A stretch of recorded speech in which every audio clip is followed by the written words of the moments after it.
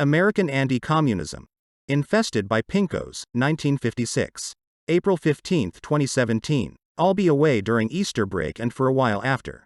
Except for a draft I have ready and set to be published next week that isn't directly related to the legitimate mission that this blog has set for itself, my hands are empty for the time being. Until then, here's a quick dose of your beloved 1950s Ameriqua that many people want to go back to.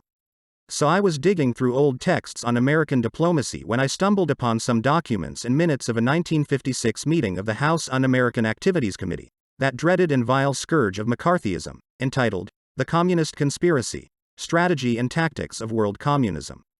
We are introduced to the hearing thusly.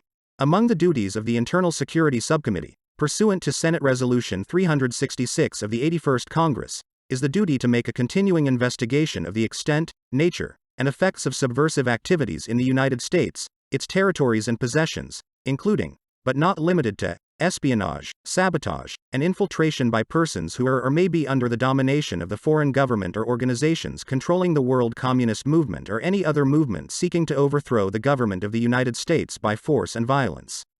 It is abundantly clear from the numerous projects which the Internal Security Subcommittee has completed pertaining to the communist conspiracy in the United States, that this conspiracy here is only one tentacle of a worldwide octopus which has as its principal target the United States of America.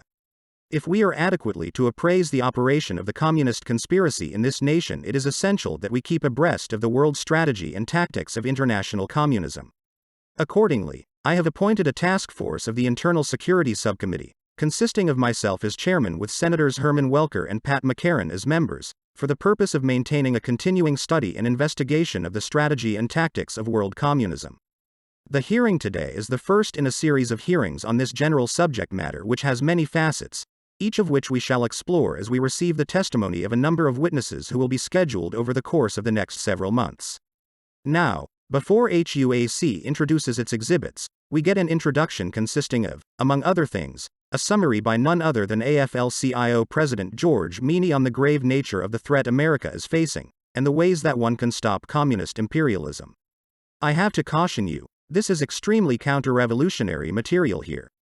Even hardened high Tories will find it a tad too much to stomach. Having warned you, that is why the communist parties are not political parties in the democratic sense of the word. They are only national sectors of a Russian-directed world body. The military weight and material resources of the Soviet state are the base, the heart and head of communist activities everywhere.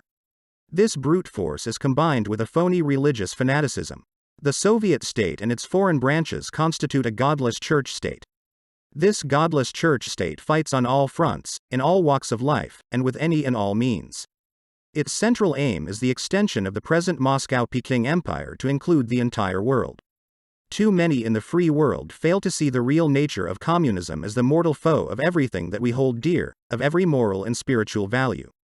Too many in the free world are still prisoners of the illusion that communism is, historically speaking, a progressive system, extreme liberalism temporarily making bad mistakes.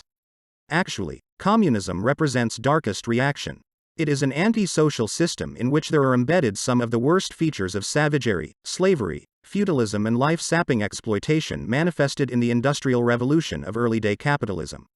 Not until we of the free world can give rebirth to a vibrant moral attitude, to a burning indignation against such frightful bestialities, can the freedom-loving people be sufficiently stirred to gather the moral strength for resisting and defeating the totally anti-moral dogmas and deeds of communism at home and abroad. Yes, this means above all a moral struggle against communism. Communism is the very opposite of liberalism. Communism is the deadliest enemy of liberalism. Liberals should be the most consistent and energetic fighters against communism.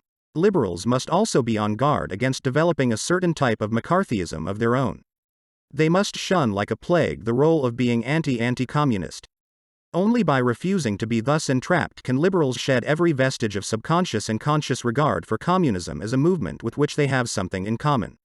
Much more regard must be shown by the democracies for the principles of human rights and human freedom. We must never sacrifice principles to expediency. This means being rigid in support of our principles. Freedom-loving. All-American anti-Bolshevism. It's worse than the John Birchers thought. The dark forces of communist reaction bringing feudalism and life-sapping exploitation manifested in the Industrial Revolution of early-day capitalism are certainly out of the way, however.